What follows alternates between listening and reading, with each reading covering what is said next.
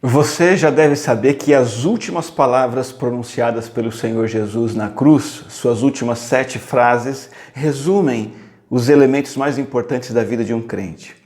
A vida de Jesus foi perfeita e a sua morte também foi uma morte perfeita.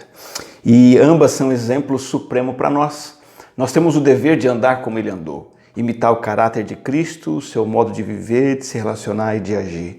E também nós temos que aprender com Jesus na morte que ele morreu. A morte de Jesus é uma morte que nos ensina como viver.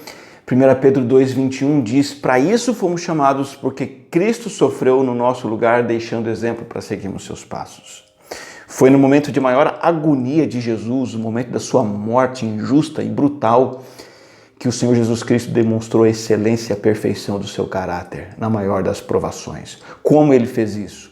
Ele demonstrou sua santidade, sua pureza através daquilo que disse na cruz. É o que ele podia fazer. As 7 frases que ele pronunciou são lições de vida para nós e nós estamos estudando e já vimos todas elas nos nossos cultos de ceia e nós estamos gravando essas mensagens aqui para que você possa compreender, entender e ser abençoado por essa palavra. Os aspectos centrais da vida cristã que são apresentados nas últimas palavras do Senhor são os seguintes. Em primeiro lugar, a primeira frase de Jesus foi: Pai, perdoa-lhes, pois não sabem o que estão fazendo. O nosso chamado é viver perdoando aqueles que fazem o mal contra nós, como Jesus o fez lá na cruz. Buscar que as pessoas sejam perdoadas por Deus, oferecer a elas perdão e não buscar vingança, retaliação, reparação. Esse é o estilo de vida de um seguidor de Jesus. Ele perdoa. E isso exige de nós uma visão correta de Deus e do ser humano. Vermos Deus como Deus paterno, por isso o Senhor Jesus se dirige a Deus como Pai, Pai amoroso, compassivo, capaz de perdoar, disposto a perdoar, inclinado a perdoar. Nós temos que enxergar Deus dessa forma. E quando o Senhor Jesus na sua oração diz assim, eles não sabem o que fazem, Jesus nos dá uma noção clara da pecaminosidade humana. Todos nós não sabemos o que estamos fazendo. Quando você é afrontado por alguém que te chateia, te aborrece, entenda isso, essa pessoa é pecadora, essa pessoa é um pecador. Ele não sabe o que está fazendo, ele precisa do perdão do Senhor e o seu. Em segundo lugar, a segunda frase de Jesus foi: hoje você estará comigo no paraíso. E Jesus morreu entregando o evangelho a uma alma condenada que estava perdida. Mesmo agonizando de dor, ele estava cheio de compaixão pelo ladrão que estava ao seu lado, os dois. Só um deles aceitou a oferta da salvação. E Jesus morreu alcançando-o para a vida eterna. Assim tem que ser o nosso estilo de vida. Nos chegando às pessoas ao nosso redor, do nosso convívio, procurando interagir com elas, dialogar, demonstrar amor por elas e entregar a elas a notícia, a boa nova da salvação em Cristo Jesus. Esse é o estilo de vida de Cristo. A terceira frase de Jesus na cruz foi dirigida à sua mãe. Ele disse: aí está o seu filho, aí está a sua mãe. E Jesus está amando e cuidando e demonstrando que assim nós devemos viver também, exercendo compaixão e altruísmo pelo próximo. Jesus focou nas necessidades de sua mãe, entregando aos cuidados de João. E Jesus atendeu essas necessidades. Ele estava extremamente necessitado de cuidados, mas ele se preocupou com as necessidades dela e cuidou dela. Cuidar é a forma de amar. Cuidar tem que ser um estilo de vida nosso. Veja, Deus não precisa das suas boas obras, mas as pessoas precisam e nós devemos a elas o cuidado e o amor que o Senhor Jesus Cristo teve para conosco. A próxima frase de Jesus na cruz foi: Deus meu, por que me desamparaste? E o que essa frase nos ensina? Que estilo de vida ela nos chama a ter? Um estilo de vida em que nós sentimos dor pelo pecado e pelas terríveis implicações. Jesus nos mostra que temos que sempre ter em mente que a pior das dores é a dor do afastamento de Deus por causa do pecado. Jesus sabia que ele estava se afastando de Deus, sendo banido de Deus por causa do pecado. E se nós entendemos isso, nós vamos viver com 2 atitudes. Primeira, odiando o pecado e por isso evitando o pecado. Entendendo que o pecado é uma desgraça. Entendendo que o pecado é uma tragédia, entendendo que o pecado é mau e vamos tentar fugir o máximo possível de praticar o pecado. Mas, em segundo lugar, caindo no pecado, nós vamos imediatamente buscar reparação, acerto de contas e perdão da parte do Senhor e transformação na nossa vida. Deus meu, por que me desamparaste? Ódio pelo pecado, sentir a dor do pecado. A próxima frase de Jesus foi muito curta: tenho sede.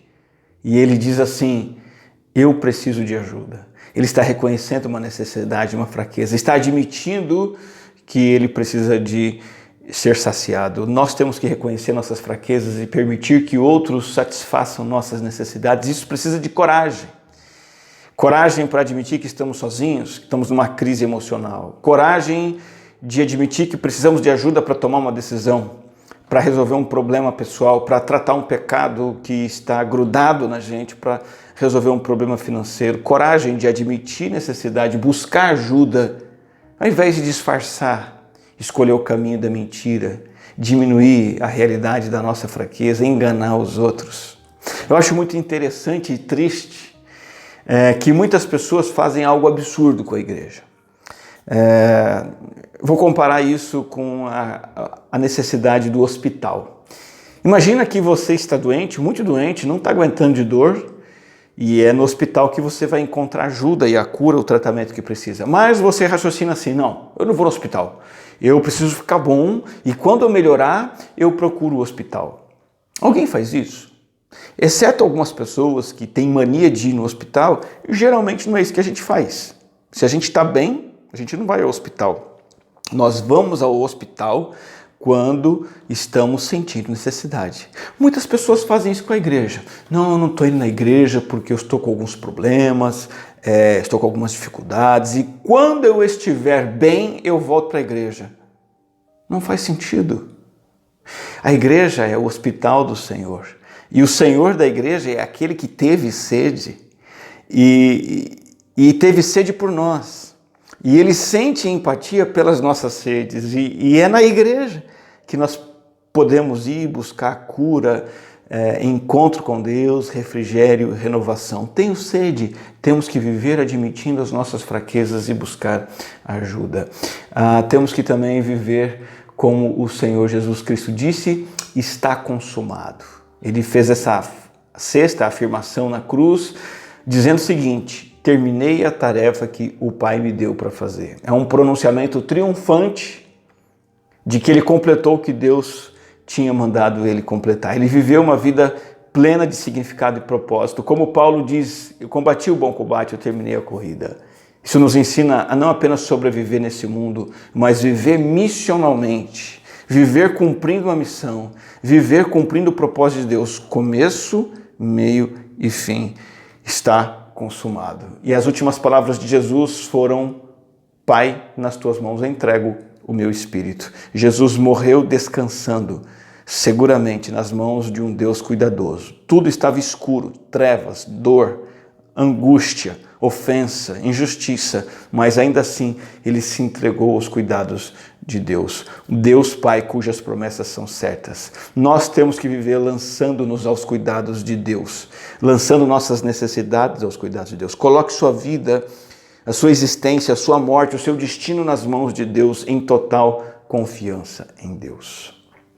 Essas são as 7 lições de vida que obtemos quando estudamos as 7 frases de Jesus na cruz. E daqui tiramos 2 realidades do Evangelho que eu quero desenvolver com você agora. A primeira realidade do Evangelho é que quando nós vemos as 7 frases de Jesus na cruz, nós percebemos a perfeição de Cristo. A perfeição da vida e da obra de Cristo. Jesus teve uma vida perfeita, uma morte perfeita.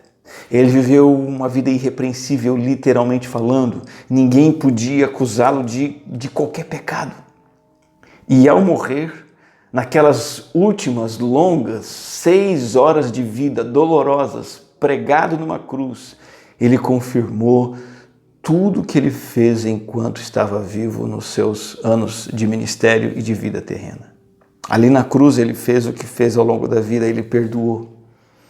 Ele alcançou o perdido. Ali na cruz ele cuidou dos necessitados. Ali na cruz ele sentiu a dor do pecado, reconheceu suas necessidades.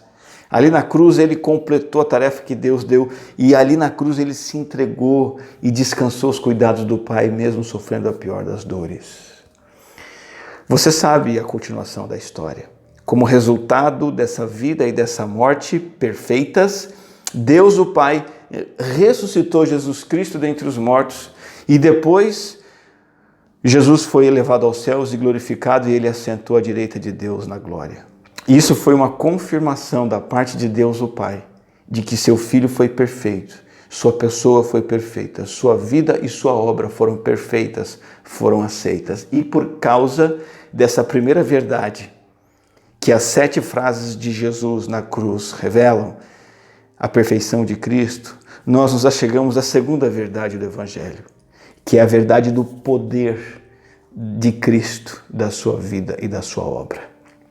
O poder de descriminalizar qualquer pecador e o poder de santificar qualquer pecador. Você percebeu que em Cristo Deus demonstra de forma plena e completa a perfeição que ele exige do ser humano.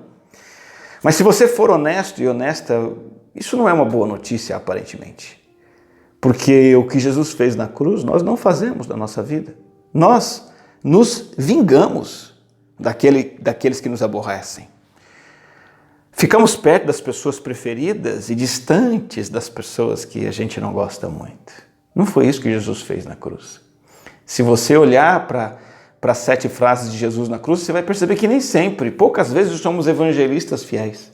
Jesus está preocupado em evangelizar um ladrão na cruz. Ele pregado numa cruz. Nós falhamos nisso o tempo todo, ignorando os perdidos ao nosso redor. Você olha para as 7 frases de Jesus na cruz e percebe que Jesus foi sensível à necessidade dos outros e nós, muitas vezes, ignoramos o que os outros precisam.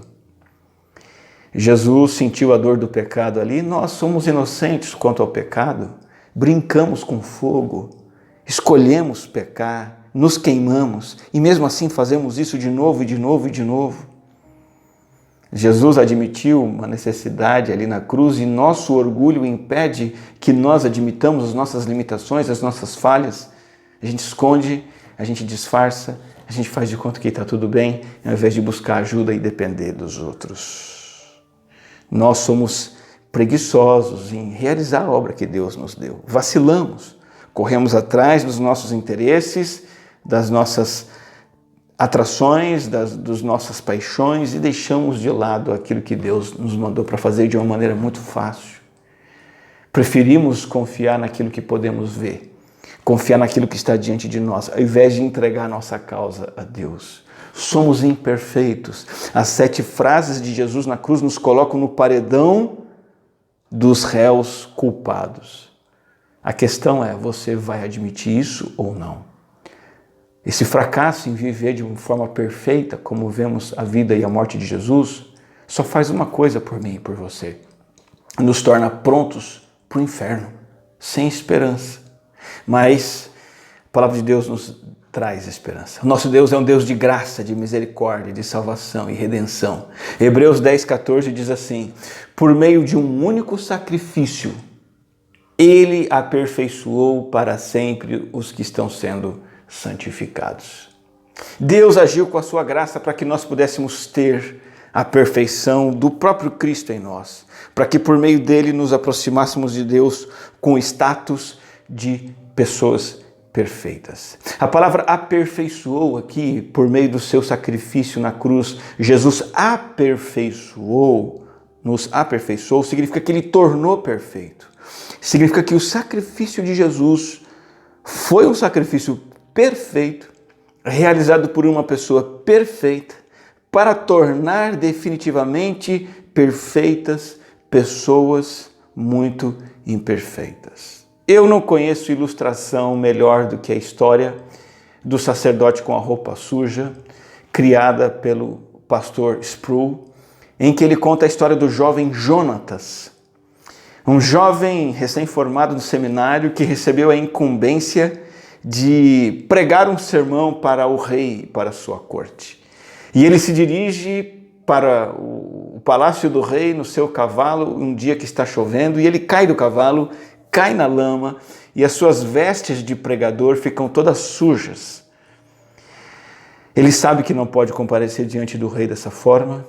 Ele chega ali, é acusado de estar sujo, não é aceito, então volta para sua casa. E ele tenta lavar sua roupa, porque foi dito a ele que ele deveria voltar de maneira adequada e decente para comparecer diante do rei. E ele se esforça para tirar aquelas manchas, não consegue. Ele leva no melhor lavandeiro da cidade, o lavandeiro tenta limpar sua roupa e não consegue.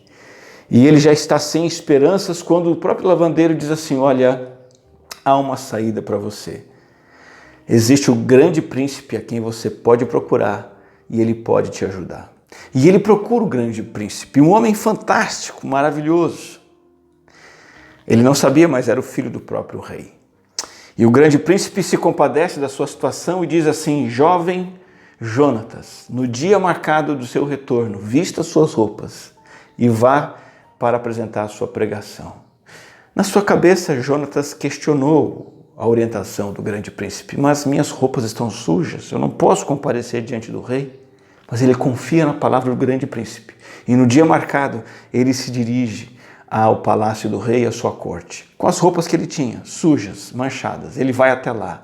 Mas ao chegar ali, quando todos percebem que ele está inadequado para apresentar o seu sermão, naquele exato momento de acusação e culpa, o grande príncipe comparece no local, retira seu manto real, entrega para o jovem Jonatas, tira de Jonatas a sua roupa suja e toma para si, faz uma troca de roupa com ele.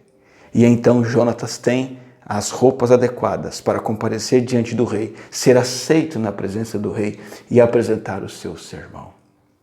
Nós temos que estar em Cristo. Cristo é o grande príncipe. Ele nos veste com suas roupas de justiça, com a sua perfeição. Se você não estiver em Cristo, você não vai comparecer diante da glória do Pai. Não há em você, não há em mim a perfeição que Deus exige para nos aceitar na sua presença. A perfeição de Jesus, demonstrada na cruz, se torna sua quando você crê nele como seu Salvador. A justiça perfeita de Cristo reveste você. Isso significa que você se torna uma pessoa comportamentalmente, moralmente, eticamente perfeita nessa vida? Não. Você tem o revestimento da justiça de Cristo que te torna aceito na presença do Pai. Mas você ainda luta contra o pecado. E você vai lutando contra o pecado, aguardando a certeza da perfeição que encontrará na morada celestial. E até lá, você já está coberto com a perfeição de Cristo e está sendo continuamente transformado à imagem do Senhor Jesus. Então você pode e deve fazer tudo o que estiver ao seu alcance para viver de forma tão perfeita quanto possível. Você pode e deve se empenhar em perdoar os outros como Jesus perdoou, em evangelizar como Jesus evangelizou, em cuidar dos necessitados como Jesus cuidou, em odiar o pecado como Jesus odiou, admitir suas necessidades como Jesus admitiu, completar a obra de Deus, se entregar aos cuidados do Pai como o Senhor Jesus Cristo fez. Você não vai ganhar a perfeição pelos seus méritos, mas você vai viver de acordo com a perfeição que Cristo já te deu quando você o recebe como Salvador. E isto é o Evangelho.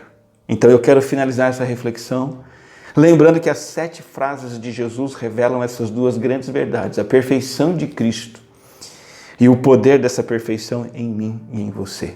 O Pai aceitou, carimbou, legitimou seu Filho após ele morrer na cruz, ressuscitando dentre os mortos e glorificando. E o Filho, então, justifica você, descriminaliza você, veste as roupas puras, limpas, as roupas reais e dignas em você, de modo que Deus te aceita hoje e para sempre. E você então pode ser santificado. Eu não sei que história você tem para contar. Eu não sei que canção você tem para cantar. Mas como diz o antigo hino, que você possa ter essa história e essa canção, a morte de Cristo por você. Eu quero fazer um apelo. Eu quero fazer um apelo para você e convidar você a refletir comigo. Você e eu não somos salvos, não somos aceitos porque obedecemos. Nós obedecemos porque Ele nos salvou pela graça. Ele nos aceitou. O Senhor nos vê na imundície do nosso pecado, na corrupção do nosso coração, na perdição dos nossos maus caminhos. Ele nos vê no buraco em que nos metemos. E pela graça dele, Ele nos salva. E ao nos salvar, Ele nos convida a uma vida de obediência. Eu queria que você aceitasse esse convite do Senhor. Jesus Cristo foi perfeito, inclusive nas 6 horas da sua crucificação, para libertar você de uma vida movida pelo medo, o medo de ser condenado por Deus. Tirar você de uma vida movida pela ganância, por aquilo que você pode alcançar de Deus pelos seus esforços, ou de uma vida movida pela culpa, o peso da culpa fazendo você ser cada vez mais e mais religioso. O Senhor o convida a ser movido pela graça, pelo amor que Ele tem por você. Você não precisa viver escravizado ao medo, desmerecido pela religião, debaixo do jugo da lei. Que você viva com a liberdade, porque as correntes da culpa e da prática do pecado foram rompidas. Jesus foi sacrificado no seu lugar. Hebreus capítulo 10, versículo 14 nos disse que com um único sacrifício Ele aperfeiçoou para sempre você que está sendo santificado. Você pode viver com segurança, a certeza de que a sua rejeição foi banida, a certeza de que a sua condenação foi encerrada. E você pode viver com leveza, porque o peso de obedecer às leis para ser salvo foi trocado pelo amor sincero daquele que te salvou. Ele te ama, Ele te resgatou, Ele te revestiu com a justiça de Cristo. E agora você vive com amor e alegria para obedecê-lo. Viva debaixo da perfeição de Cristo e do poder da perfeição dele na sua vida. O hino Segurança e Alegria diz exatamente isso. Conto essa história cantando assim: Cristo na cruz foi morto por mim. Eu não canto o meu mérito, eu não canto quão religioso, quão especial, quão bom eu sou. A história que eu tenho para contar não diz respeito a mim, diz respeito a Cristo que na cruz foi morto em meu lugar. E eu tenho segurança, pois eu sou de Jesus. Nele tenho paz, tenho vida, tenho luz. Cristo é o herdeiro e nele Deus me aceitou mediante o seu Filho que me salvou. Essa é a história que eu tenho para contar. Cristo na cruz foi morto por mim e isso tem poder de me justificar e de me santificar e de me trazer para essa vida leve, essa vida segura, essa vida tranquila aos pés do Senhor. Vamos orar? Querido Deus, Pai Celestial, Deus e Pai de nosso Senhor Jesus Cristo, a Tua santidade, justiça e perfeição, demonstradas nas horas de crucificação, apresentam para nós a perfeição da Sua vida e o poder da Sua vida e da Sua morte em nosso coração. O Senhor ali nos substituiu, nos redimiu, nos justificou, tomou sobre si a nossa dívida, o castigo que nós merecíamos. E o Senhor ali então nos revestiu da justiça para que nós pudéssemos nos apresentar na presença do Senhor e para que pudéssemos aprender a viver da maneira como o Senhor viveu, perdoando, amando, cuidando, cumprindo a Tua obra, confiando aos Seus cuidados. Bendito seja o Teu nome, Senhor, pelo grande amor do Senhor. Essa é a história que temos para contar, essa é a história que temos para cantar. Cristo na cruz foi morto por mim. Fique com Deus.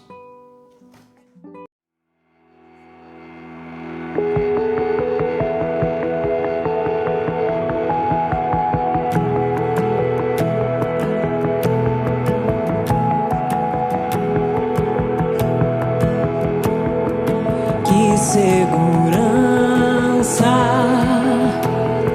sou de Jesus, pois nele tenho paz, vida e luz. Com Cristo herdeiro, Deus me aceitou mediante o Filho que me salvou.